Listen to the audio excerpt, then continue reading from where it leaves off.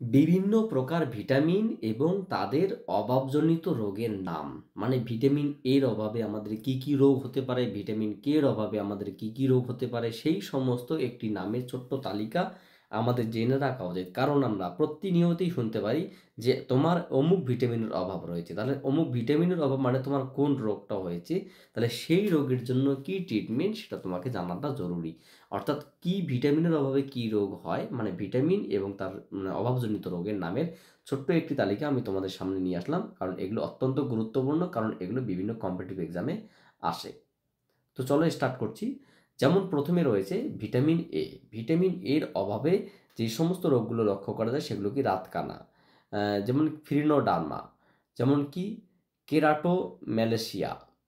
এই সমস্ত রোগ ভিটামিন এর অভাবে হয়, রাতকানা, ফ্রিনোডার্মা, কেরাটোম্যালেশিয়া।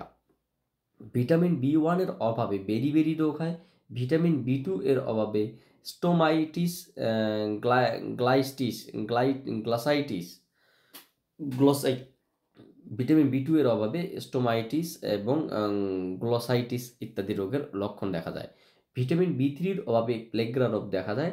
ভিটামিন বি6-এর অভাবে নিউরোপ্যাথি রোগ দেখা যায়। ভিটামিন বি7-এর অভাবে ডার্মাটাইটিস, এও অ্যান্টেরি অ্যান্টে অ্যান্টেরিস ডার্মাটাইটিস এবং অ্যান্টেরিস এই সমস্ত রোগের লক্ষণ দেখা যায়।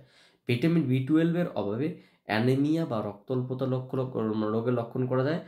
ভিটামিন ভিটামিন সি এর অভাবে স্কারভি রোগ দেখা যায়। ভিটামিন ডি এর অভাবে রিকেট, বিশেষ করে শিশুদের, এবং অস্টিওম্যালেশিয়া রোগ দেখা যায়। ভিটামিন ই এর অভাবে বন্ধ্যাত্ব। ভিটামিন কে এর অভাবে রক্তক্ষরণ। ভিটামিন এইচ এর অভাবে দাঁত ও অস্থির গঠন ব্যাহত হয়। ভিটামিন আয়োডিনের অভাবে গলগণ্ড রোগ হয়। ফ্লোরাইড এর অভাবে দাঁতের ক্ষয় হয়। আয়রনের অভাবে রক্তাল্পতা হয়।